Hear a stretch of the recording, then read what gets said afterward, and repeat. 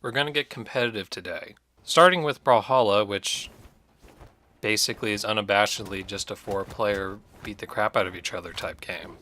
There's pretty much nothing to do single player besides this weirdly named tournament mode, which the announcer calls arcade, but whatever. Now you might be thinking, free-to-play Smash Brothers sounds like my kind of thing.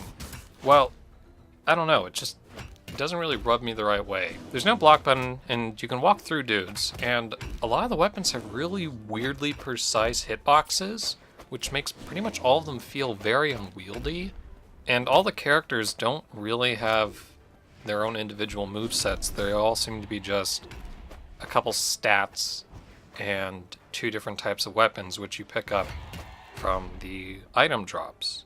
Those things that competitive Smash players don't like.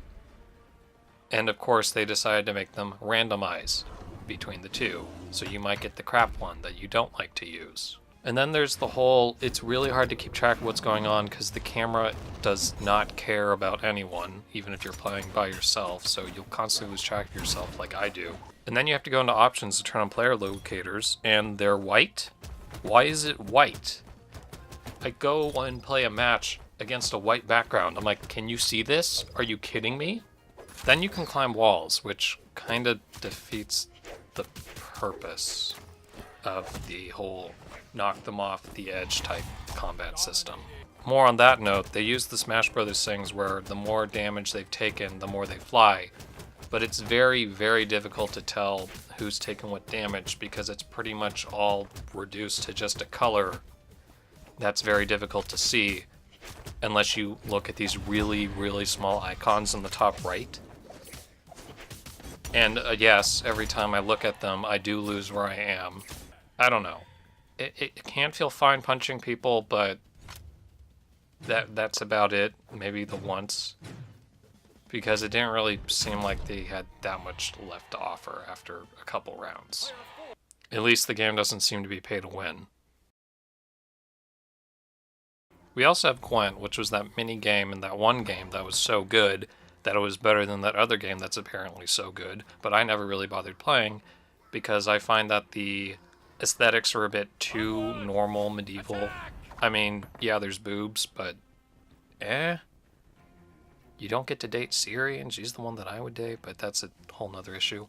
And I don't know, I love the elegance of this game, because I've dabbled a lot in digital card games. Hearthstone, Shadowverse, Duelist, Eternal, but I've always ended up giving up at some point, because I mean, I just like having physical card games, as you people know.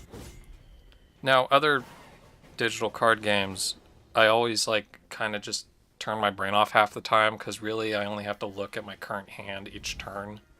But with Gwent, you always have to think many turns ahead, because most likely the cards you get are kind of it. You don't get to go through your whole deck. You don't get a new card every turn. You get them in batches, like a full deal the first round, 3 cards the second round, and 1 last card in the last round. And it's really nail-biting when you're on that last round, and both of you guys have used up all your cards. So it's like, it feels like an Old West duel, where it's like, show me your last card. Draw! And it feels great when you win. Not even at that, but when you pull off the perfect strategy and just take a huge sweep. You're trying to get a bigger number than your opponent. And you've got 3 rounds, you've got lanes. Nothing's too complicated, but there is a lot of tactical depth. There's recently launched an arena mode. I'm not a big fan of this type of game mode because I always get screwed by the randomization. There's a lot of single-player campaign here, so if you're just interested in playing the game, that's fine. There's a lot of different currencies. I don't exactly know what they're for, but you seem to be able to buy powder kegs, which are the packs, at a reasonable rate. And at the end of each pack, you get to choose which card you want, which is nice. The game feels very generous, even if it might not actually be. I would definitely play this game more if I knew where it was on PC, because I don't seem to find it on Steam, and playing a digital card game on a console is kind of weird. And I'm definitely not looking at the Windows Store.